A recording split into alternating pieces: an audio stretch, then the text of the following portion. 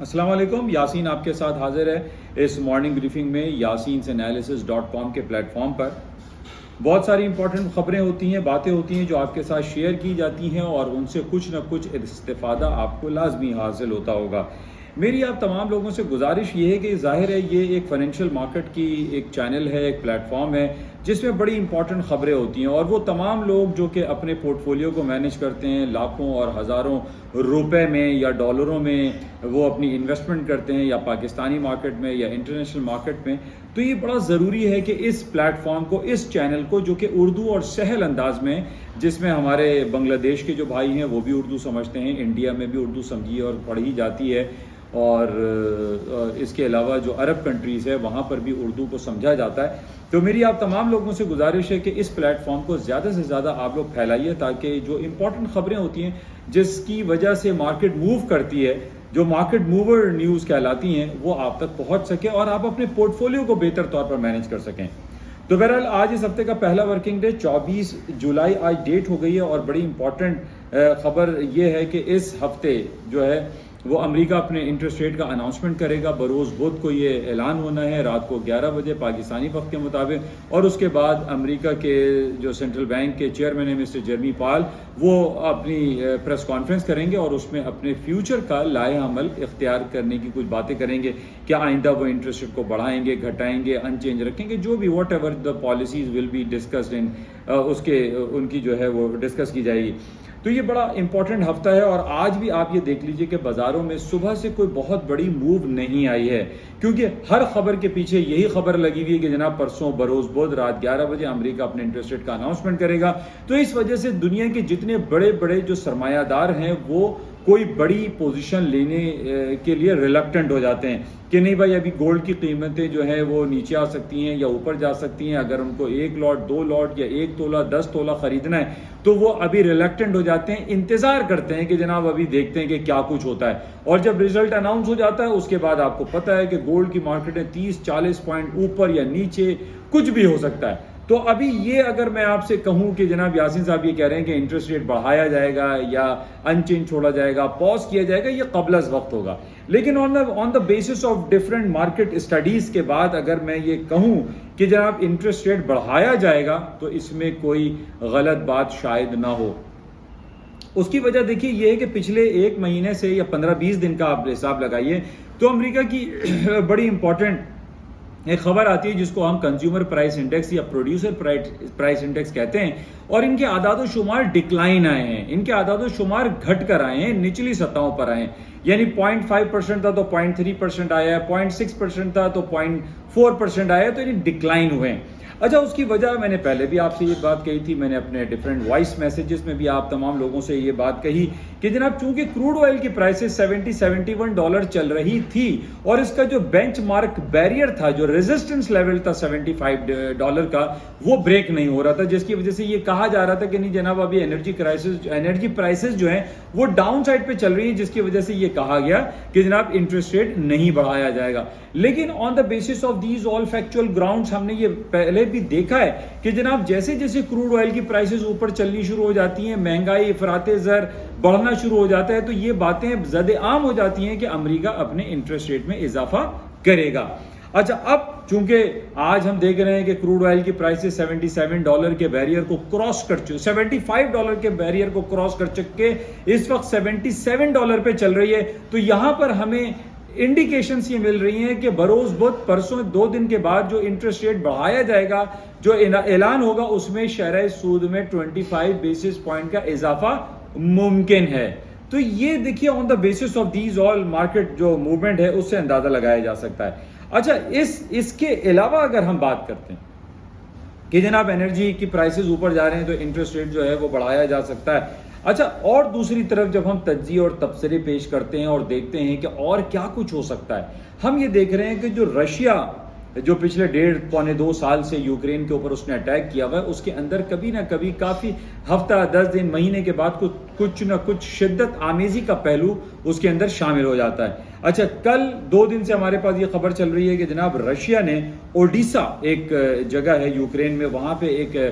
Christian community کا وہاں پہ کیتھیڈرل پر اٹیک کیا، ڈرون اٹیک ہوا۔ دیکھیے نگیٹو خبریں، جب نیگیٹو خبر آتی ہے تو کیا ہوتا ہے, کروڈ آئل کی پرائسز اوپر جاتی ہیں, سونے کی قیمتیں اوپر جاتی ہیں. تو یہاں پر یہ انڈیکیشنز مل رہی ہیں کہ تیل کی قیمتوں میں مزید اضافہ ہو سکتا ہے, اور جب تیل کی قیمتوں میں مزید اضافے کے امکانات دکھائی دیتے ہیں, اسی کے ساتھ ساتھ ہمیں یہ جو خبریں آنی شروع ہو جاتی ہیں کہ جناب امریکہ اپنی انٹرسٹ ریٹ میں اضافہ کرے گا. اچھا, جب اضافہ کرنے کی بات آتی ہے تو ہم یہ دیکھتے ہیں کہ سٹاکس مارکیٹیں ڈاؤن ہو جاتی ہیں, سونا, چاندی, تیل, ساری مارکیٹیں ڈاؤن ہونا شروع ہو جاتی ہیں. لیکن آن دا ادر پارٹ ہم یہ دیکھتے ہیں کہ جب تیل کی پرائسز اوپر کی طرف جاتی ہیں تو جتنی بھی اسٹاک میں ان کے جو انڈیویجول اسکرپٹ ہیں, جس میں بی ایچ پی بلٹن ہے, شیورون ہے, یا دوسری بڑی بڑی کمپنیز جو آئل ریفائنریز کمپنی ہیں, ان کے شیئرز انڈیویجول بڑھ جاتے ہیں. سعودی ارامکو کے ریٹس بڑھ جاتے ہیں. تو جب ان کے ریٹس اور پرائسز بڑھتے ہیں تو ظاہر الٹیمیٹلی اسٹاک مارکیٹوں میں بھی تیزی کے رجحان آ جاتا ہے. تو یہ بڑا ایک کمپلیکس ایک سینیریو رہتا ہے کہ جناب ایک طرف تو انٹرسٹ ریٹ کی ہم بڑھانے کی بات کر رہے ہیں کہ اسٹاک نیچے آ جائیں گے, لیکن جب تیل کی قیمتیں اوپری سطحوں پر جاتی ہیں, $75 کے بینچ مارک کو جو امپورٹنٹ ریزسٹنس لیول تھا وہ ٹوٹ جاتا ہے, تو اس کے بعد بازاریں اوپر جاتی ہیں. پھر روس اور یوکرین کی جو خبریں آتی ہیں کہ اوڈیشا میں یہ اٹیک ہوا ہے, اس کی وجہ سے ایک نیگیٹیوٹی کا پہلو آتا ہے, اور تیل کی قیمتیں اور سونے کی قیمتوں میں بھی اوپر جانے کے امکانات روشن ہو جاتے ہیں. لیکن آج ہمارے سامنے جو صورتحال ہے جس میں تیل کی قیمتیں تو بظاہر ظاہر ہے کہ $77 کراس کر گئی ہیں, اور اس کی وجہ میں نے آپ کو پہلے بھی بتائی تھی کہ جناب سعودی عرب اور روس جو کہ اوپیک پلس کے دو بڑے اہم پارٹیسپینٹ ہیں, انہوں نے اس بات کا اعادہ کیا ہوا ہے کہ جناب وہ پیٹرول کی پرائسز جو ہیں, جو کروڈ آئل کی پرائسز ہیں, وہ $80-84 تک ان کو درکار ہے, جس کی وجہ سے ان کے ریونیو جنریشن بڑھتے ہیں, ان کی اکنامک پالیسیز جو ہے وہ بہتر ہو جاتی ہے. تو ظاہر ہے کہ وہ سستا پیٹرول تو مارکیٹ میں بیچنا نہیں چاہتے ہیں, نہ روس چاہتا ہے اور نہ ہی سعودی عربیہ چاہتا ہے. تو یہ بڑا امپورٹنٹ ہے. جیسے جیسے تیل کی قیمتیں اوپر کی طرف جائیں گی, ہمارے پاس جو سی پی آئی اور پی پی آئی کے نمبر جو نیگیٹو آئے تھے, مائنس میں آئے تھے, جو یہ انڈیکیٹ کر رہے تھے کہ انٹرسٹ ریٹ نہیں بڑھایا جائے گا, اس بیسس پہ انٹرسٹ ریٹ بڑھایا جا سکتا ہے. تو بہرحال یہ تو ہمیں پرسوں ہی پتہ چلے گا کہ کیا کچھ ہوتا ہے. تو اچھا, اسی اسپیکولیشن پہ کہ جناب انٹرسٹ ریٹ بڑھایا جائے گا, آج ہم یہ دیکھ رہے ہیں کہ ڈالر جو ہے وہ اسٹرانگ ہو رہا ہے. ڈالر مارکیٹ جو ہے international across the board strong ہو رہا ہے, اور پاؤنڈ اسٹرلنگ ہے, آپ کا یورو ہے, سوئس فرینک ہے, جاپنیز یعنی 141-142 تک آ گیا ہے, یعنی یہ ویکر سائڈ پہ جا رہے ہیں. تو اس کی وجہ یہی آ رہی ہے کہ جناب انٹرسٹ ریٹ کے بڑھانے کے چانسز زیادہ دکھائی دے رہے ہیں. تو یہ بھی انڈیکیشنز ہو سکتی ہیں کہ جب انٹرسٹ ریٹ بڑھایا جائے گا تو اسٹاک انڈیسیز یعنی S&P ڈاؤ جونز نیسڈیک گراوٹ کا شکار ہو سکتے ہیں. تو اس کے اوپر آپ نظر رکھیں کہ کیا ہوگا اور کیا مارکیٹ میں خبریں چل رہی ہیں. اچھا, اس کے علاوہ آج ایک بڑا امپورٹنٹ کروشل ڈے ہے اسرائیل میں. اسرائیل میں ایک آج ووٹنگ ہوگی شام میں, اور وہ ووٹنگ ہوگی ان کے سپریم کورٹ کے جو ججز ہیں اس میں ان کی پاورز کو ریڈیوس کرنے کے حوالے سے. بڑا کنٹروورشل یہ ووٹنگ کہی جا رہی ہے کہ جناب اگر یہ بل پاس ہو جاتا ہے, یہ قانون پاس ہو جاتا ہے, تو حکومت کی طرف سے جو بھی اقدامات اٹھائے جاتے ہیں تو سپریم کورٹ اس کے اندر انٹروین نہیں کر سکے گا. اسرائیل میں یہ آج ووٹنگ ہے, کروشل ووٹنگ ہے. اس کا دیکھیے کیا اثرات مرتب ہوتے ہیں, وہ بھی آپ کو چیک کرنے پڑیں گے. اچھا, اس کے علاوہ تھوڑی سی انٹرٹینمنٹ انڈسٹری کی طرف آ جاتے ہیں. ہر چینل پہ آج کل 2-3 ہالی ووڈ کی جو فلمیں ہیں ان کے بارے میں بات ہو رہی ہے. ایک تو باربی, جو ایک زمانے میں بڑی باربی ڈال کا نام مشہور تھا, اسی کے نام سے ایک فلم بنائی گئی ہے. $155 ملین ایک دن میں, ایک ہفتے میں, اور اب تک کہا جا رہا ہے کہ $340 ملین کا یہ بزنس جنریٹ کر چکی ہے. اوپن ہائمر ایک مووی ہے جو کہ ایک ایٹم بم بنانے کے حوالے سے ایک فلم بنائی گئی ہے, تخلیق دی گئی ہے, وہ تقریباً $100 ملین کو کراس کر چکی ہے. اور اسی طریقے سے مشن امپاسبل 7 کی جو ٹام کروز کی جو مووی ہے وہ بھی $ملینز انہوں نے کراس کر دیا. اچھا, یہ بتانے کا مقصد یہ ہے کہ اوپن ہائمر ہے, باربی ہے, اور یہ مشن امپاسبل. دیکھیے, ان کی جب ہمارے پاس نمبرز آتے ہیں نا کہ جناب یہ اتنے ملینز اور اتنے $بلینز کے جو ہے وہ بزنس کر چکی ہے, تو یہ بڑا امپورٹنٹ ہوتا ہے اسٹاک مارکیٹ کے لیے. اور ان کی جتنی بڑی بڑی کمپنیز جو ان کو پروڈیوس کرتی ہیں, جو ان کو ڈائریکٹ کرتی ہیں, ان کی جو انڈیویجول اسکرپٹ ہے, انڈیویجول انڈیویجول ان کی جو کمپنیز کے شیئرس ہیں اس میں اضافہ ہو جاتا ہے. تو ہم یہ جانتے ہیں کہ ہالی ووڈ کی جو موویز ہیں وہ تو پوری دنیا میں بلاک بسٹر رہتی ہیں اور millions and billions of dollar جو ہے وہ ریونیو جنریٹ کرتے ہیں. تو ان بیسس پہ کہ جناب Barbie, Oppenheimer and Mission Impossible کے بیسس پہ اسٹاک مارکیٹ میں ایک مارجنلی ہائر نوٹس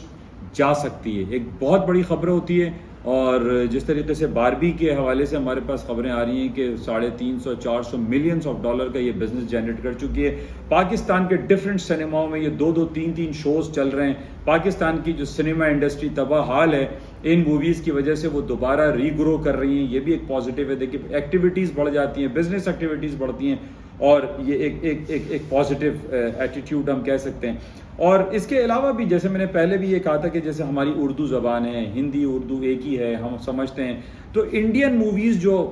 تقریباً 2-3 سالوں سے بین لگا ہوا ہے پاکستان میں، جس کی وجہ سے پاکستان کی جو ایک سنیما انڈسٹری ہے، جو انٹرٹینمنٹ انڈسٹری، جو تھیٹر انڈسٹری ہے، وہ بالکل کولیپس ہو کر رہ گئی ہے. تو میری آواز اگر یہ حکام بالا سنیں تو میں تو یہ کہوں گا کہ جناب یہ فلم انڈسٹری اور یہ سنیما انڈسٹری اور یہ جتنی بھی پلیٹ فارمز ہیں جس کے اندر ہزاروں لاکھوں لڑکے جو ہے وہ جاب کرتے ہیں، بڑی بزنس ایکٹیویٹیز ہوتی ہے، آپ کی اکنامک ایکٹیویٹیز میں اضافہ ہوتا ہے، یہ بڑا پازیٹیو ہے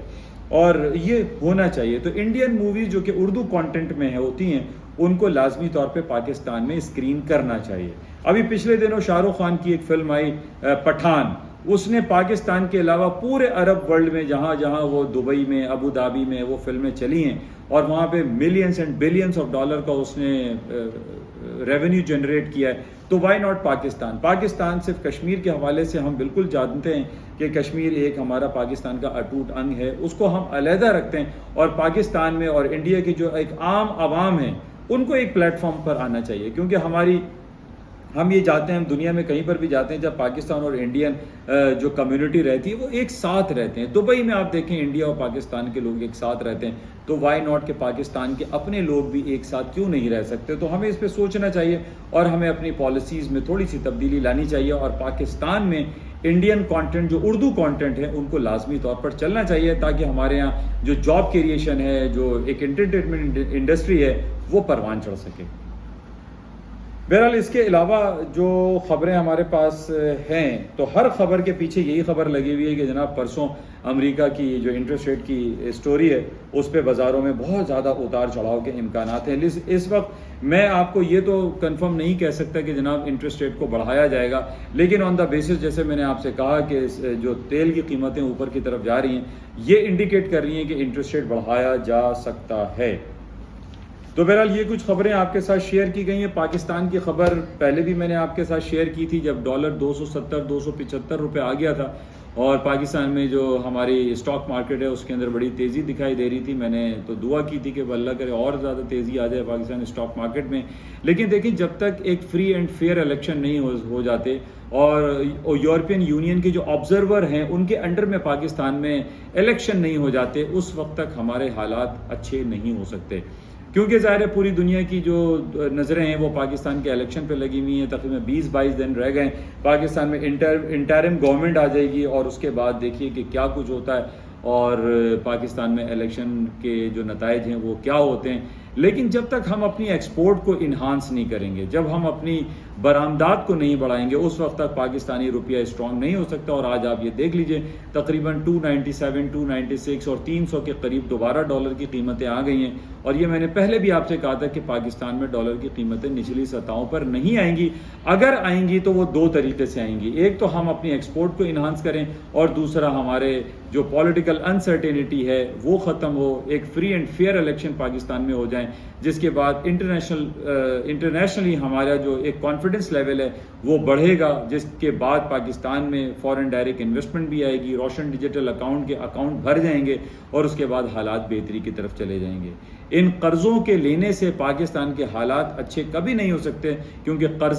قرضہ ہوتا ہے. قرضے کو ادا کرنے کے لیے ہماری عوام کے اوپر جس طریقے سے مہنگائی کے طوفان توڑے جا رہے ہیں. ابھی آپ کے پاس یہ تازہ ترین خبر ہے کہ 50 روپے فی یونٹ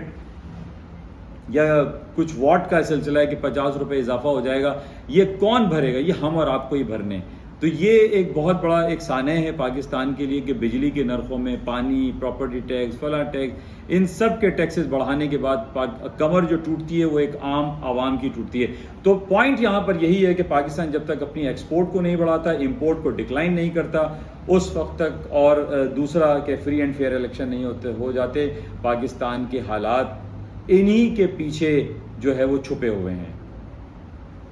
آپ سے گزارش اس یوٹیوب چینل کو اور اس یاسینس انالیسس پلیٹ فارم کو پلیز لائک کریں، شیئر کریں اور سبسکرائب کریں. Thank you. خدا حافظ.